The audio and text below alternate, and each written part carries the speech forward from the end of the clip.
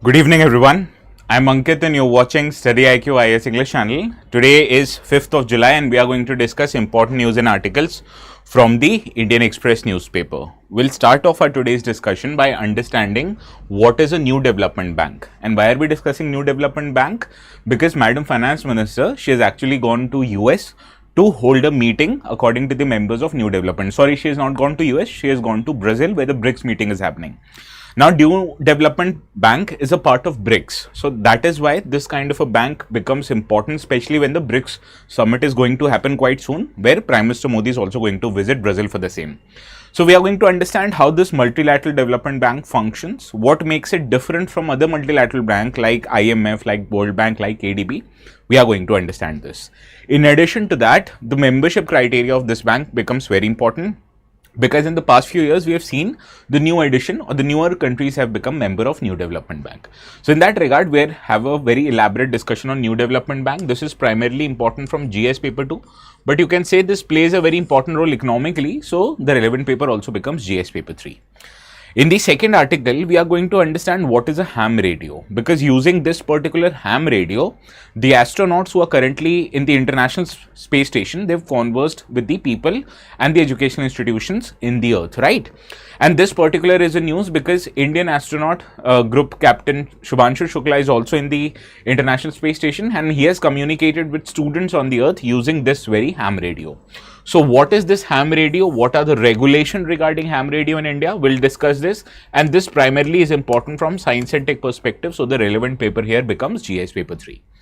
In the third article, what is the article that we have left out yesterday because of lack of time, we will understand what is the difference between dynamic and surge pricing. Now, if you use apps like Uber, Ola and Rapido on a daily basis, you are more likely to encounter such pricing mechanisms known as surge pricing. So what is the economic rationale behind this idea? How it works in daily life? We are going to understand this. And this particular is in news because the government has allowed these apps to charge twice the amount of money in the supply deficit times. So we'll try to understand the terms dynamic and surge pricing. This also is important from science and tech perspective. So the relevant paper here becomes GS paper 3. In the fourth article, we are going to understand how is the quadrilateral grouping trying to make the supply chain of critical mineral somewhat resilient. And this particular becomes important because of the recent restrictions that the China has imposed on export of certain rare earth material.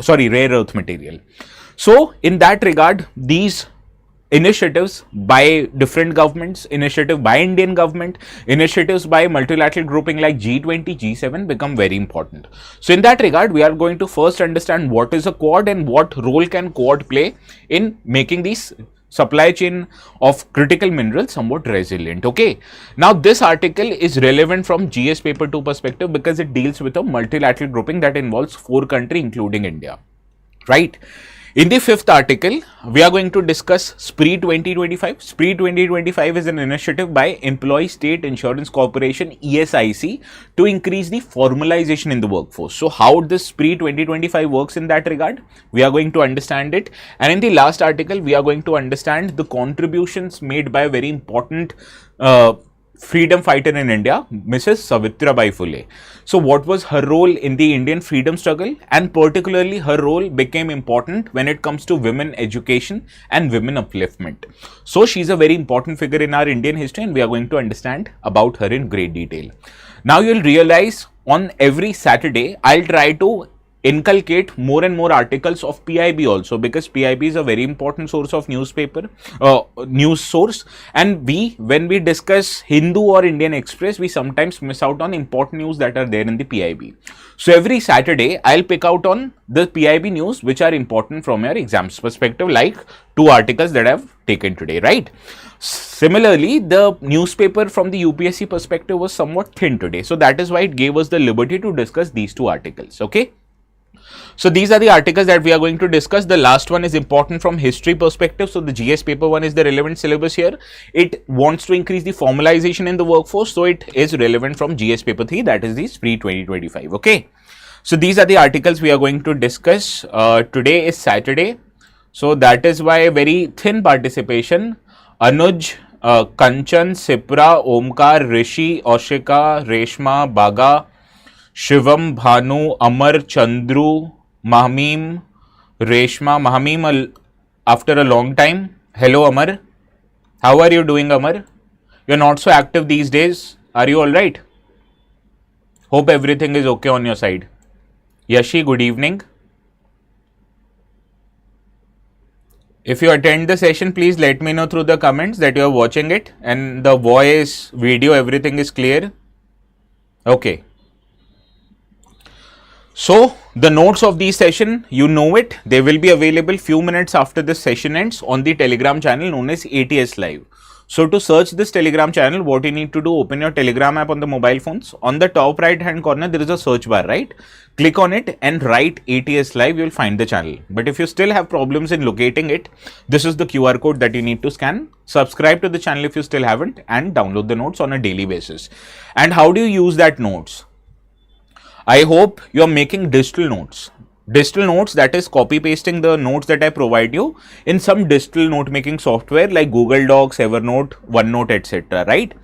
Making digital notes, especially for UPSC, becomes very important because this is a dynamic exam. So whatever I am teaching you might be updated later on, or it might altogether be changed later on. So how would you do that in case if you are making those notes in pen and paper, right? So that is why it's my personal recommendation. If you feel okay doing that, try to make digital notes. Okay. Raji, good evening. Raji is the character of Samantha in the Family Man season 2. I hope I'm not wrong. Right? Now, jokes apart, let us start discussing this first article. This appeared in the page 16th of the Indian Express newspaper, and it talks about Finance Minister of India, Madam Nirmala Sitharaman. She has visited Brasilia to hold a meeting of the NDB working board. So what is NDB, how it functions, everything we are going to discuss in our today's discussion. Okay. Now, the context of this discussion is that in the meeting, Madam Finance Minister has highlighted that India is in a position as a top global growth leader, where Finance Minister of India has highlighted macroeconomic stability in Indian economy, which we have already discussed in the Goldilocks video, right? Similarly, India has made progress in digitization also, with use of payment, use of digital documents through DigiLocker. All of this is an instance of growing digitization in the Indian economy. Similarly, many inclusive policies also have been brought by Government of India that has played a very important role in further economic growth and reduction in inequality in India. Now, all of this was highlighted by her during a meeting of New Development Bank. Now, New Development Bank is a very important multilateral bank which gives loans to governments, which gives loans to private sector. So, in that regard, India has urged the New Development Bank to boost private capital, support small and medium enterprises, and drive the development of Global South. What is a Global South? I've told you multiple times. Good, Raji, you're attending the session first time, but the benefit of this session comes when you attend it regularly, right? So how many of you feel that these kind of sessions help you on a daily basis? Please let me know in the comment quickly. Now let us start by discussing the New Development Bank. This was a bank which was formed or founded in 2015 by the BRICS nations, that was Brazil, Russia, India, China and South Africa. This is alternatively sometimes also referred to as BRICS Development Bank. Now the headquarters of this New Development Bank is located in the Shanghai, which is in China. Like how Mumbai is India's financial capital, similarly Shanghai is China's financial capital, okay? Now, the objective of this body, it functions as a multilateral development bank, very similar to how IMF and World Bank functions.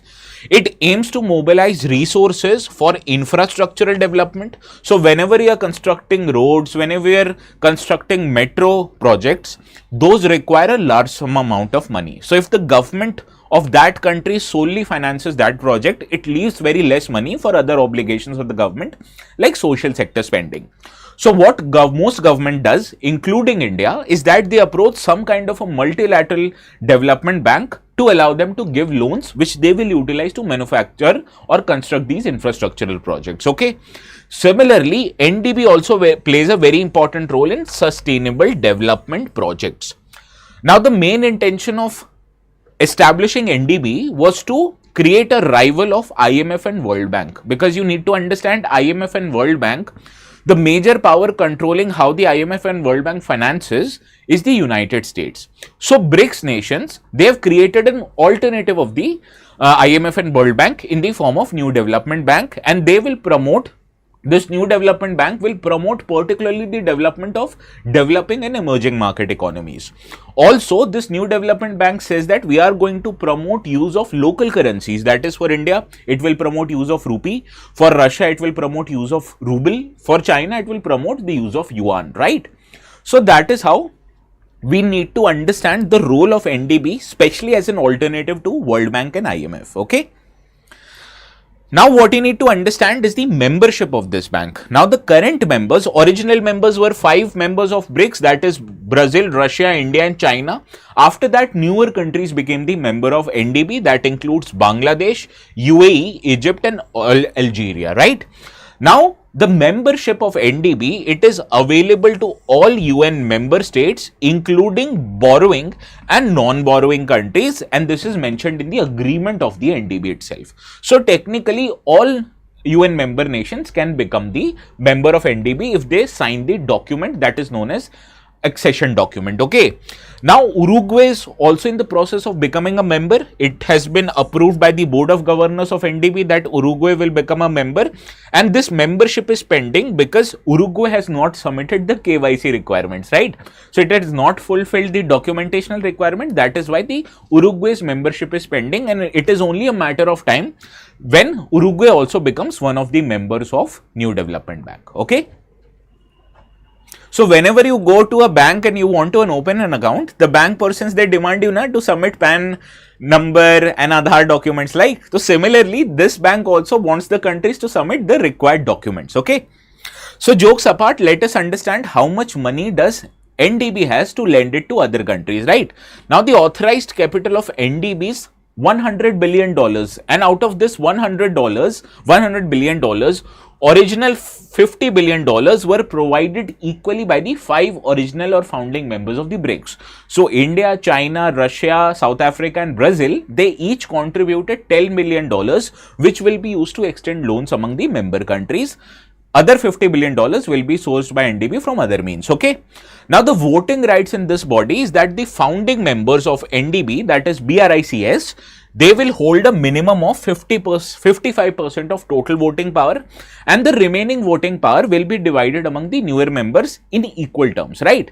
So here, the newer members won't have a larger or a lesser voting share. They'll all have an equal voting share, which is very different as compared to IMF. Because I've told you multiple times, IMF has a weighted voting average. So the countries who are contributing more money to IMF, like US, etc., they are having a larger voter share as compared to smaller countries like India. India barely has 2.96% voting share in IMF, right? So this is what is different about NDB and IMF. It provides equal voting share to all the member countries except the founding members. Obviously, when you have founded the bank, you'd want to have a larger voter share, okay? Now, how the NDB functions? The main body that is governing the NDB is the known as Board of Governors, and Board of Governors is made up of finance ministers of the 5 BRICS countries, and they are called as Board of Governors. Similarly, the day-to-day functioning is done by Board of Directors, and each member of the Board of Directors are appointed by the member states themselves, right? So India will have a nominee in Board of Directors, Brazil will have, likewise China, Russia and all the members will have, okay? Now, both the presidency of NDB and the vice presidency of NDB, these are rotated among the founding members of BRICS. So suppose if one Brazil is the president of NDB right now, other 4 countries will have its vice president. Similarly, in future, if Russia becomes the president, other 4 countries will have vice president. Similarly, if India becomes the president, other 4 countries will have vice president. Understood? So this is how this body functions. Basically, the voting power is equal, whereas the Board of Governors and Board of Directors includes nominees of each country, and the presidency as vice presidency gets rotated every year. So no one country is going to dominate NDB. Are your classes available on StudyIQ app, sir? Yes, Baga. Those are but paid classes, right? You can also watch these sessions on StudyIQ app. Okay. Now let's see how many of you are able to solve this question.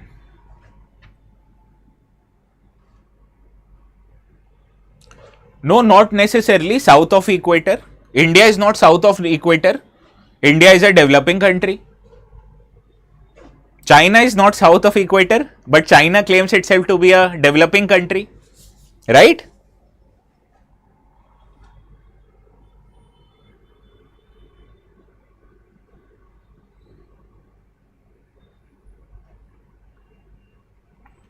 Well, NDP was established to mobilize resources for infrastructural and sustainable development projects, correct? All member countries of United Nations are members of NDP. This is incorrect. I told you all member countries of UN are eligible to become member, but only the ones that I've told you. In addition to 5 countries of original, 4 other members have been added, right? And the headquarters is located in Shanghai, not in Beijing. So third option is also correct. So all of you are right. Option A is the right answer, one only. Yes. Now moving to the second article, and it talks about ham radio. So you'll see there is a explained article on page 20, whereas in 7th page also there is a interaction between the crew members of ISS with the students located in Indian universities. And you know, this conversation happened with a technology known as ham radio. So this brings our attention to the fact, what is a ham radio, right? So let us understand this. Now the context is that Indian astronaut Group Captain Shubhanshu Shukla, he interacted with country students using a ham radio right from the International Space Station. So therefore ham radio becomes very important from our exams perspective, because in the recent times I haven't seen ham radio becoming or coming in the newspaper, right? So ham radio is basically nothing. It is an amateur radio service popularly called as ham radio, and you are required to have a license before you can use this radio service. Now, like every radio, it also relies on radio waves for establishing communication. Now, ham radio service, it is largely deployed for educational and knowledge purposes, but as we'll find out, it also has a utility in establishing emergency or SOS communication. SOS communication is basically a communication that is meant during emergency purposes, right? Now it uses a dedicated frequency, and to use the radio you need a transceiver as well as an antenna, and the communication can be set up between 2 licensed hams by trained operators. So these antenna and transceivers, they have been installed in the institutions also. They are also installed in the International Space Station. That is why they are able to communicate through the ham radio service, okay? Now ham radio, it allows communication of different types. It allows hyperlocal conversation. So in many colleges in Western countries, you will see there is a concept of college radio. So that college radio also functions through ham radio. Similarly, globally, countries can also conversate with each other using ham radio. Similarly, interplanetary conversation is also possible, as we have seen in recent times in the space mission also. Many authorities use it for space communication. Now in India, if you have to use ham radio, you need to be over and above the age of 12 years of age, and you need to get a license from Ministry of Electronics and Information Technology, which provides you the license to use ham radio. Without a license, you can't use ham radio, right? Now the amateur radio, it was first used for space purposes when US sent its space shuttle to establish communication between space and Earth, and this was back in 1983. You know what is a space shuttle? Anyone? Space shuttle was a aircraft like spacecraft that was designed by United States, and it was a reusable spacecraft. So unfortunately, when Madam Kalpana Chawla died, she died when she was coming back to Earth from International Space Station using a space shuttle known as Columbia, right? If you don't know about Kalpana Chawla, if you have less idea about Kalpana Chawla, I'll recommend you after the end of the session, please read about her. Her life, her achievement as a woman, as an Indian woman, women of Indian origin, it is very good. It will inspire you to do better, right? Now coming back to our today's discussion, ISS, as we already have seen, also uses ham radio, and it is known as Amateur Radio on International Space Station, ARISS. And it has been often used to organize astronaut-student interactions. Now the objective of such interactions between space travelers or astronauts and students is to inspire the young generation about the space sector. Similarly, space agencies, they also support this educational opportunity by providing the necessary equipment and operational support to these educational institutions, right? So in these educational institutions, particularly in India, they are supported or the equipments are installed into them by ISRO. Similarly, in US, NASA does it, and in every country, their respective space authority does it. Now, how will Axiom 4 or how does Axiom 4 uses space radio? Now, the Axiom 4 mission's astronaut coming from India, Poland and Hungary, they will contact their respective countries using the ham radio service twice during their 14-day stay at the International Space Station.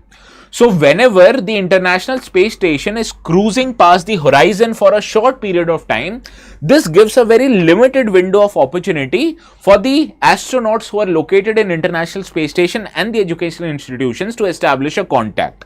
So, the best window for this communication, it can last only for a period of 5 to 8 minutes. So, you only have 5 to 8 minutes period. After that, International Space Station will go out of the horizon. And after that, the radio contact will not happen between your country and with the International Space Station. So, using this very short time, both of these entities, they establish communications where astronauts can interact with students and inspire them to get more and more participation in what is known as STEM sector. Can anyone let me know the full form of STEM? Anyone?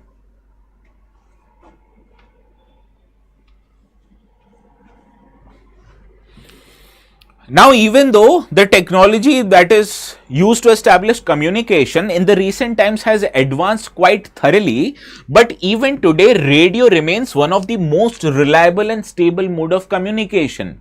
Especially radio communication is effective and it can be seen as an alternative medium of communication to establish communication when all the other mediums have disrupted. For example, if a natural disaster takes place, your mobile towers will get destroyed, so you won't be able to get signals in your mobile phone. The broadband lines might also be disturbed, so it might also lead to disruption of the internet. But even during the terms of national disaster or natural disaster, you can rely on radio communication to establish communication, right? Yes, Reshma, you're correct.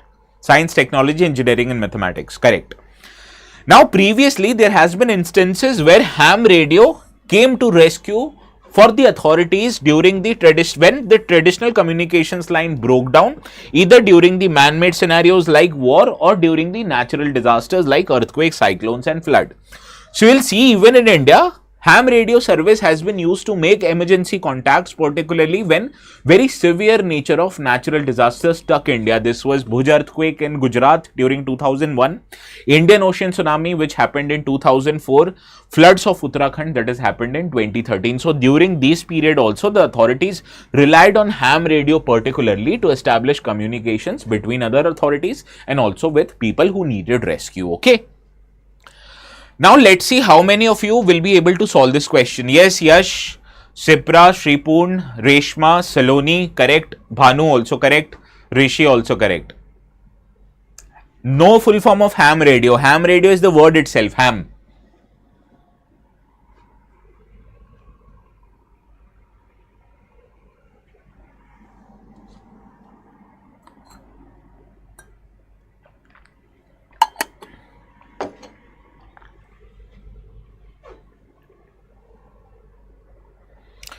In India, any individual above the age of 18 can operate a ham radio. Incorrect, I have told you. You have to be over and above the age of 12.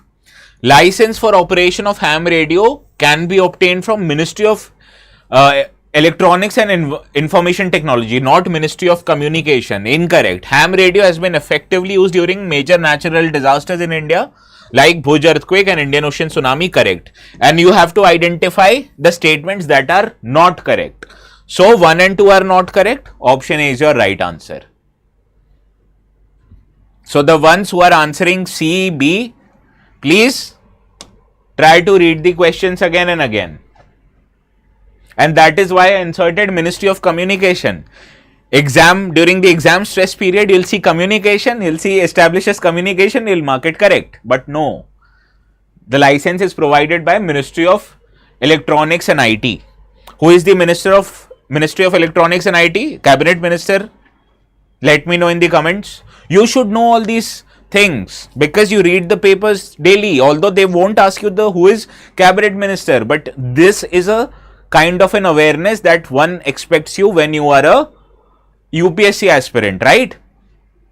Who is a DM of your district, who is the SP of your district, who is the Chief Minister of your home state, who is the Governor of your home state. Yes, Mr. Ashwini Vaishnav is the Cabinet Minister responsible for Ministry of IT. He also heads many other ministries. Let me know. Yes. Now let us deal with this article. This article you will find very interesting because we use it on a daily basis. If not on a daily basis, we use it frequently, right? Or apps like Ola, Uber, Rapido, right? Now let us understand why are we discussing it. Now on July the 1st, Ministry of Road Transport and Highways, it brought a new guideline known as Motor Vehicle Aggregator Guidelines. And this guideline said that cab aggregator companies like Ola, Uber and Rapido, they may now charge its customers with up to 2 times the base fare as the maximum fare.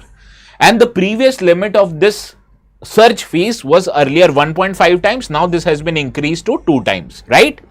Now the base fares originally they are notified by the respective state governments for the corresponding categories of motor vehicle. So this guideline by Ministry of Road Transport and Highways has enabled the apps to charge 2 times more than the base rate. But who is fixing the base rate? State government. Okay.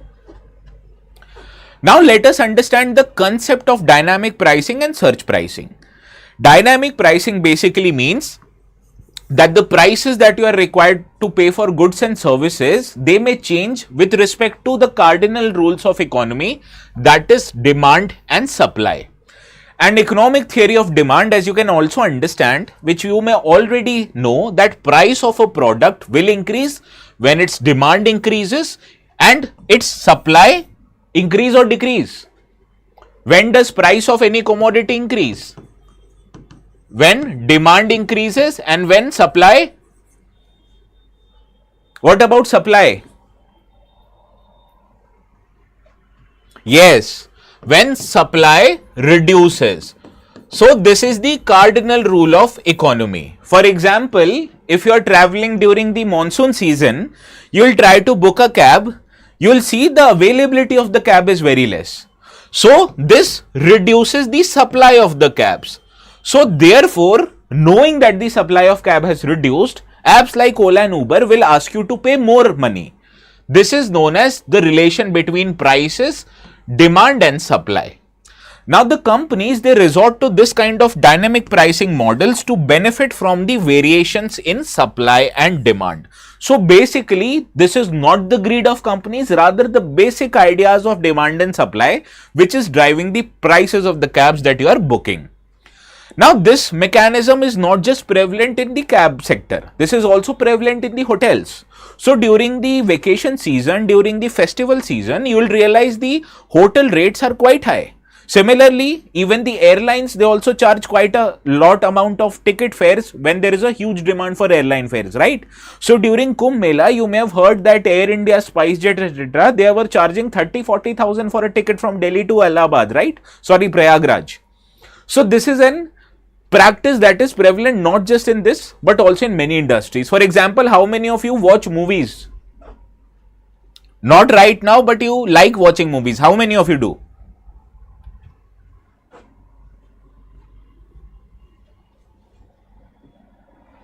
Now there is a very popular movie that is currently playing in theaters known as F1, which stars Brad Pitt, right? Now today is what, Saturday?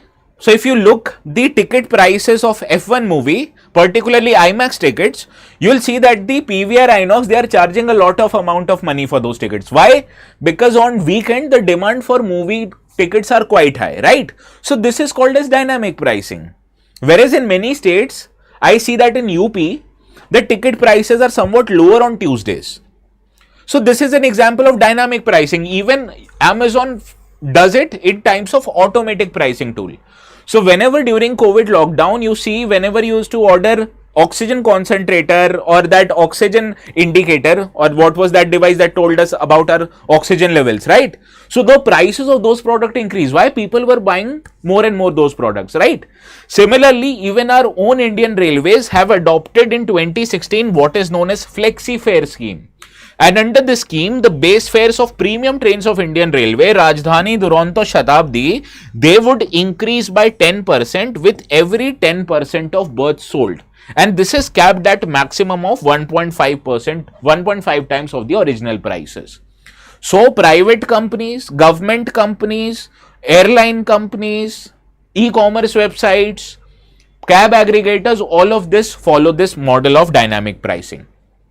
Now let us understand a type of dynamic pricing known as surge pricing. Surge pricing basically means that you are required to pay higher fees for that goods and services.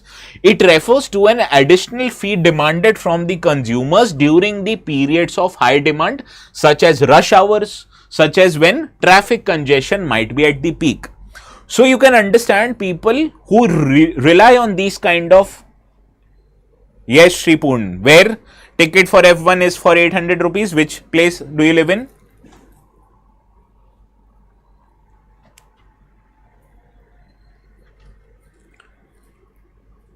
Now, whenever during rush hours, especially between 8 a.m. to 11 a.m. in the morning and between 5 to 7, 8 a.m. in the p.m. in the evening, you will see people are looking more and more cabs so that they can go from their offices to home and from home to their offices, right? So this is a rush hour where traffic is also high. So the Uber and Ola, they'll charge you more for the similar cab. But if you take a cab later in the night, you'll see that Ola and Uber for the same distance might be charging less amount of money. Now, such fees are also applied in electricity. For example, in US, in the summer months, whenever the demand of power increases, the power companies in US, they charge you more rupees or more dollars per unit of power, right? Yes, Kanchan. So that is why we all face the problem of surge pricing. So I am understanding you the economic rationale behind it. So even in US, the electricity companies are charging more monies whenever the demand of electricity is more, so as to prevent potential blackouts, right? Now, how does it regulate demand and supply? Let us understand it. Now, rush hours, you understand it corresponds to the period of increased demand for cabs, right? So, with a larger proportion of users in an area when they are demanding a cab service compared to number of drivers, so understand what happens during this period.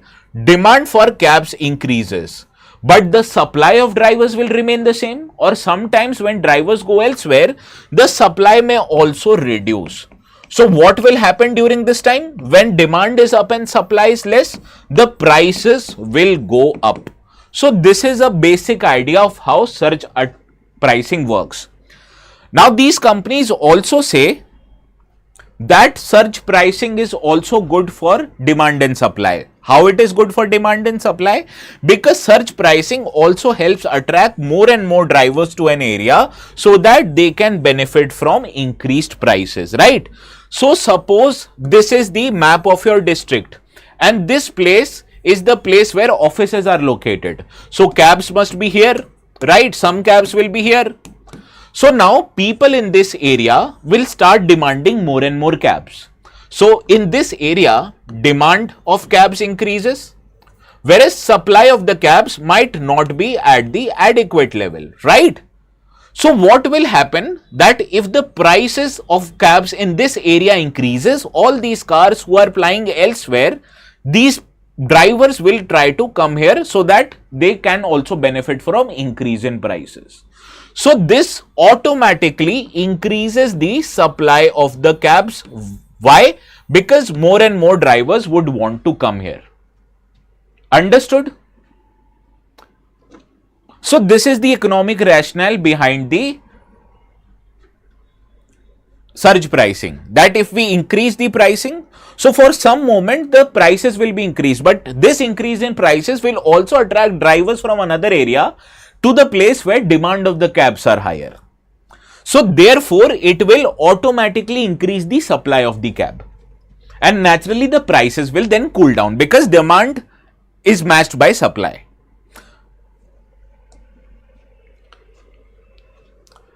Now researchers, when they were conducting study on it, they said that this surge pricing, although criticized by many, also benefits consumers by subsidizing price during off-peak times. So Uber says that no problem, we are charging you more during rush hours, but we will try to give you discounts when the demand of the cabs are not so high during later in the night or very early in the morning.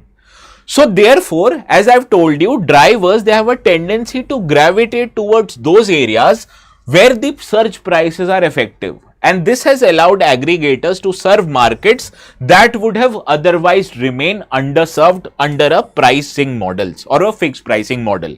So suppose if the cabs would charge you same amount of money, what incentive does this driver has to travel to here to get a fare, right?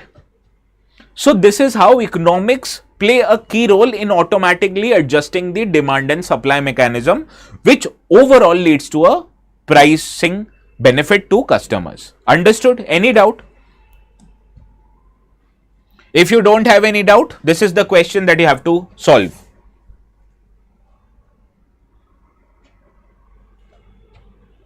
This is basically market economy working at its finest.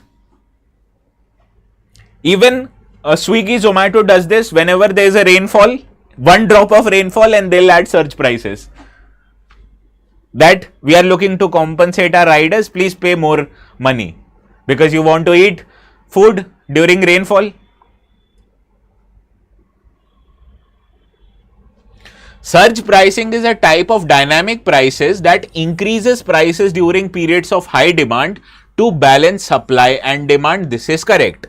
Dynamic pricing is used only in transportation services and is not applicable to sectors like e-commerce and hospitality.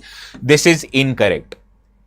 As I've told you, whenever you go and book a hotel, when you book tickets to Goa during the peak tourism season, the charges are skyrocketing. What do I need to explain, Raji? Again? Yes, Saida, correct. Anuj, Oshika, Chandru, Sipra, Reshma, Deidei, Shripurn, Yash, Kanchan, Rishi, Yashi, Sarang, Mahamim, Bhanu, all of you are right. Yes, in COVID time, whenever no one was buying hotels or no one was booking airline tickets, all of them were quite less because demand of those services were very less. But after COVID restrictions ended, there was what was called as revenge tourism, that people who did not even wanted to go out on a normal time, they wanted to go out after the end of COVID restrictions. So it pushed up the demand of airline tickets, it pushed up the demand of hotels, all of those prices increased. Now let us move to the next article. This talks about a counter to China. How is Quad creating critical mineral supply chain, right? Now this article appeared in yesterday's newspaper. No, during hospitality time, it was not increased during COVID time. Why would anyone want to stay in hotels? But dynamic prices, Raji, I told you, whenever you want more items or whenever the demand of any commodity is increased, but the supply does not increase, the prices increase, right? So this is the basics of demand and supply. Now let us understand the context. Now Quad recently has launched an initiative to secure supply chains of critical minerals because there is a worry going around that China's stranglehold over these resources, which are very vital to the new technologies, might be detrimental to the interest of other countries. Sir, please explain again what? Yash. Hospitality is different. Hospital sector is different. Hospital is health sector. Hospitality means hotels, restaurants. Those are hospitality sector. Hospital, hospitality, don't get confused. Hospitality means restaurants, hotels, beaches. You can even extend it to airlines, etc.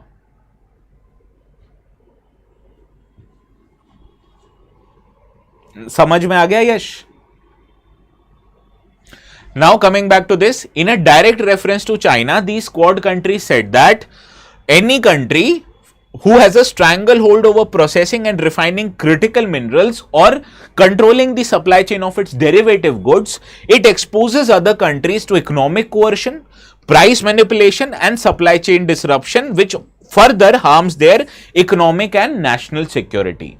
So that is why, to prevent these countries from controlling the supply chain of essential commodities, Quad is bringing their own supply chain initiative for critical minerals. Before we delve into how is Quad trying to increase the supply of critical minerals, first let us understand how Quad functions. Now, Quad is a strategic forum of 4 countries: India, US, Japan and Australia. It first originated in 2007 by the former Prime Minister of Japan, that was Mr. Shinzo Abe, but it relapsed soon because the other countries were quite apprehensive about this move. But soon after, China placed its tactics by coercing other countries in its neighborhood. The nations became aware about the threat of China. So in 2017, this initiative was revived again so as to counter the growing assertiveness or growing badmashi of China. Right? Now, the intention of bringing this Quad is to promote free, open and inclusive Indo-Pacific region. And to ensure rule-based order is followed, the nations are ensuring their maritime security, and altogether it promotes regional stability in the region. Now, I can tell you what used to happen. Whenever a commercial ship was going normally, China used to send one of its naval ships and it used to chase them just without any provocation. And after few nautical miles, it used to go away. So this was the kind of threatening behavior that China was threatening to the commercial shipping. So these nations became aware. So they thought, we're required to gang up together so as to stand up against China. So that is why this initiative was promoted. It directly says that we want to promote free, open and inclusive Indo-Pacific Ocean. But you can understand it indirectly is a yes, Vittal, correct. And it indirectly is a reference to everything that China isn't, right? Now, what you need to understand, this is not a military alliance like NATO. This focuses on increasing the cooperation among its member countries in the regions of maritime security, in the regions of countering the terrorism, in the regions of cyber security, supply chain resilience, climate change, as well as in health sector also in COVID-19 vaccine distribution. So, this is not a military alliance. This is a grouping and they will pay close attention to all these factors.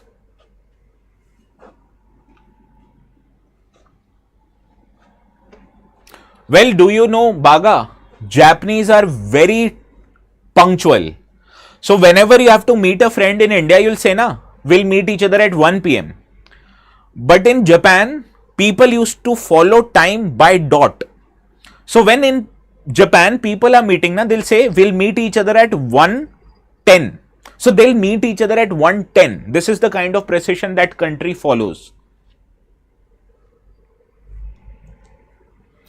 Now, what is the significance of Quad for India? First of all, it provides India strategic leverage against China. China is trying to indirectly circle India with its string of pearls strategy. String of pearls strategy, you understand, around Indian Ocean, around the Indian coast, China is trying to create many military bases, economic start points that basically tries to encircle India. So as to counter this encirclement of Indian coastline, India is trying to leverage the support of Quad. Similarly, it also enhances India's maritime security. By conducting joint drills and patrols with other countries, India can ensure its maritime security.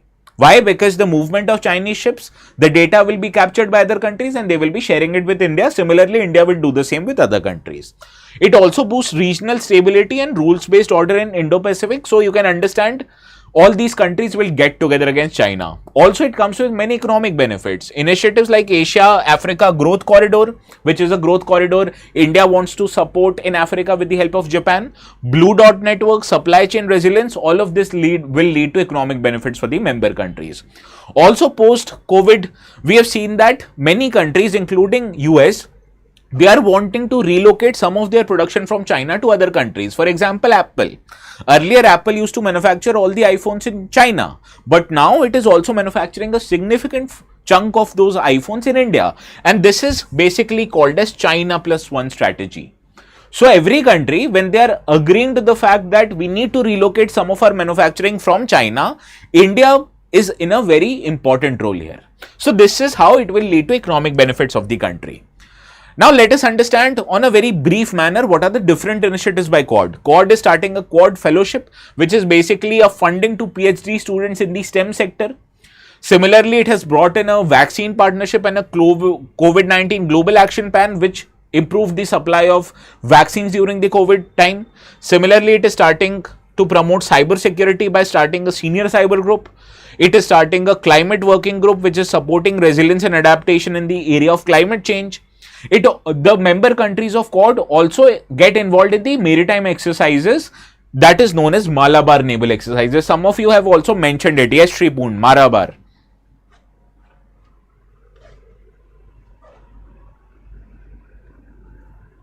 Where did you get this?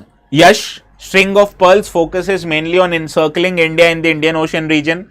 I am sure you googled it and the Gemini response that came there, right? Now let us understand how Quad's critical mineral initiative work. Now Quad has brought in a critical mineral initiative which will strengthen economic security and collective resilience of these countries by first of all helping these countries to secure and diversify the critical mineral supply chain, that is from mining these critical minerals to refining them to making goods out of it. All of this is included in supply chain. Right now all of these are concentrated in China, so technically China can stop the supply of these items anytime. So these countries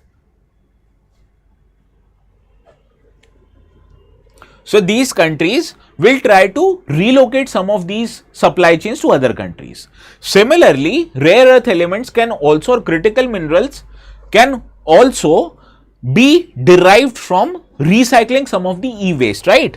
So critical minerals recovery and reprocessing from e-waste will also be taken care by this Quad's critical minerals initiative. So this is how they want to ensure increased supply of these critical minerals. They want to increase the resilience of these critical minerals so that they do not have to depend on just one country to source all of these items. Sir, does BRI also signify the same thing? Yes. BRI basically is a neo-colonial measure of implementation. China gives poor countries loan knowing that they won't be able to pay back, and when they are unable to pay back, China demands that please give us airport, please give us ports, please allow us to deploy military in your country. So this is the kind of coercion China takes, very similar to how British East India Company used to function. Yash, BRI is Belt and Road Initiative of China. Yes, Hambantota Port, exactly. Now critical minerals is a bigger group, and some of the critical minerals are also called as rare earth element, right? Now it includes rare earth elements, and these critical minerals and rare earth elements, they are a very important component in manufacturing many of the cutting edge hardware, from including semiconductors to electric motors to jet fighters. To manufacture these items, you require one or either more than one of these critical minerals and rare earth elements. Now these critical minerals and rare earth elements, the deposits of these items are located in many countries, but when it comes to processing and refining these items, all of this supply chain is majorly concentrated in one country, that is China. Therefore, China has a substantial lead in this matter. Now, when a country like China has a near monopoly of a good that every country wants, China would always do something mischievous. It will try to use that leverage in making other countries heed to its demands. So this is what China is doing over production and supply of these rare earth magnets. So recently, what used to happen that there are magnets that are made from rare earth elements, especially neodymium iron boron magnets. Now, these magnets are very crucial when it comes to manufacturing of electric vehicles because they are used in electric motors, right? Now, the quality of these magnets they are very strong magnets having a very high magnetic field which are needed to efficiently and powering the electric motors there in your electric vehicle. Now these magnets they also play a major role in other manufacturing of EV components like power steering system, wiper motors, braking system. So basically rare earth magnets are very important from manufacturing of electric vehicles perspective. So what used to happen that once Donald Trump came into power in China, US, he imposed many tariffs, including that on China. So as a retaliation, what China did, it restricted the exports of 7 heavy rare earth metals, including samarium, gadolinium, terbium, which are used also in manufacturing these rare earth magnets. Earlier, it has also banned exports to US other important rare earth elements that have many military application. Now you will see this is a matter between China and US. So why does India has to do anything about it? The answer is that India is also a very major manufacturer of electric vehicle. It is going to increase day by day.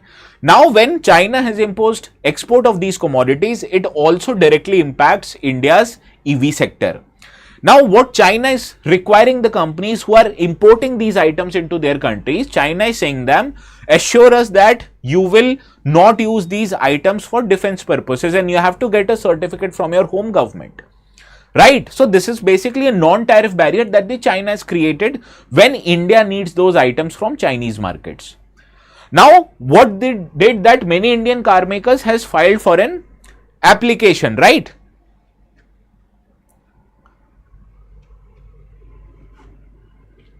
यार इतने question बीच में पूछोगे तो मैं कहां से answer दूंगा. I require some of the time to explain it to you also, right? So after I'm done explaining, many times I say, do you have any doubt? You can ask your doubt at that time, right?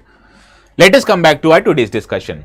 Now China said that whenever you are going to import rare earth magnets from us, you will have to assure us that you are not going to use those rare earth magnets or any of the rare earth elements for military applications, and you will have to submit a declaration to do that.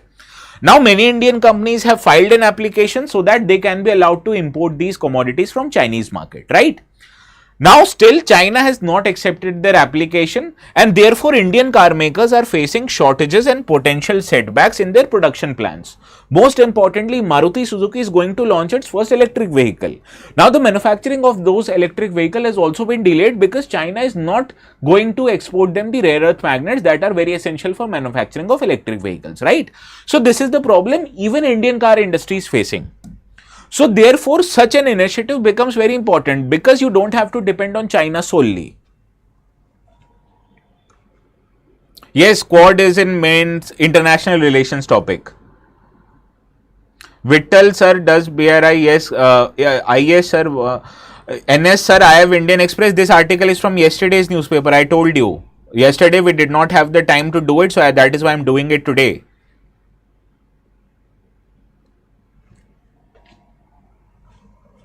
Now I usually like comments, but today there are so many comments I got overwhelmed. Now there is this critical mineral action plan also that was put forward very recently during the G7 summit in Canada. Now in this critical minerals action plan by G7, it wanted the cooperation in mineral rich emerging markets and developing countries partners so that they can have capacities themselves, they can help diversify supply chain of these rare earth elements and critical minerals away from China and foster local value creation in those countries themselves. Similarly, these countries have also agreed to support financially the World Bank's similar initiative known as Resilient and Inclusive Supply Chain Enhancement, which also wants to increase the supply chain of critical minerals, and this is very important when it comes to increasing the supply chain. So not just Quad, but G7, World Bank, they are also having some similar kind of a measure that is going to increase the supply of critical mineral.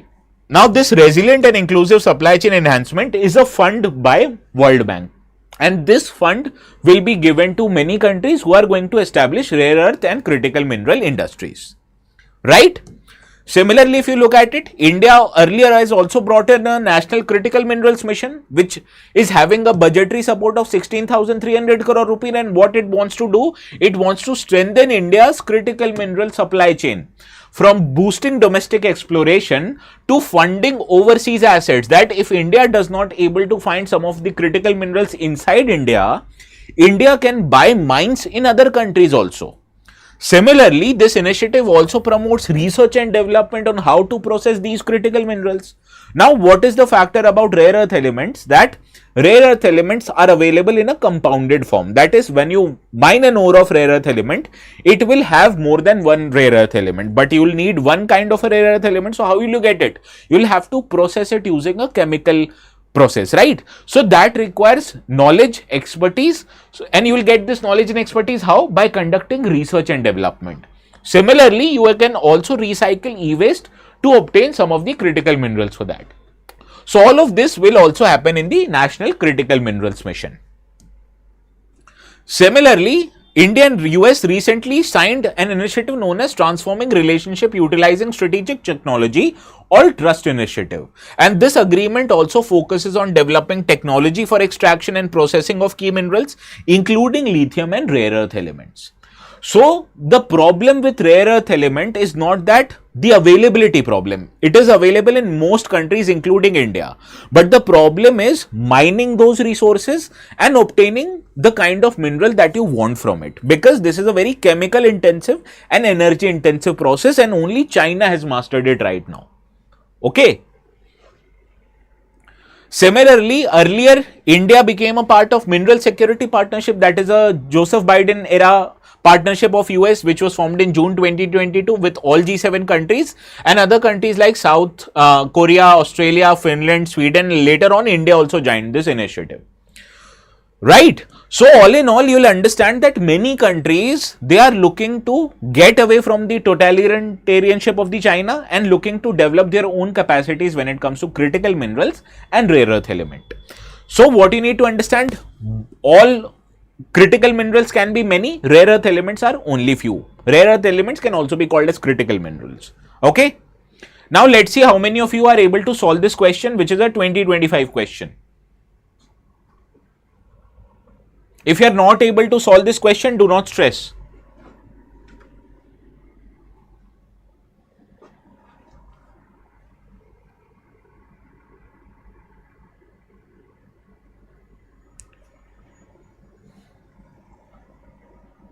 Now, even if you don't know first and third option, this can be automatically eliminated. India is a resource rich country, but does it have all 30 critical minerals that it has identified? The answer is no.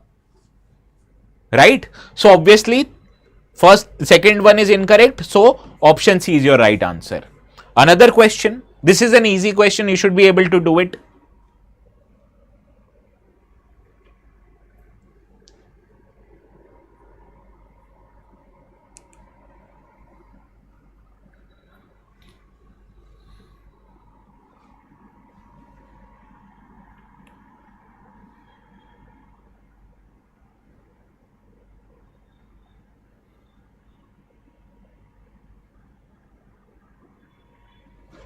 Well, some of the rare earth elements are used to manufacture TV, screens and computer monitors. This is correct.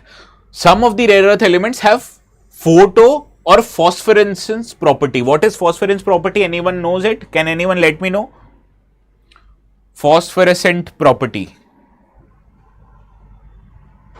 Now, phosphorescent property is a property when light is given to the certain kind of rare earth elements, it emits a different light or it emits a different color.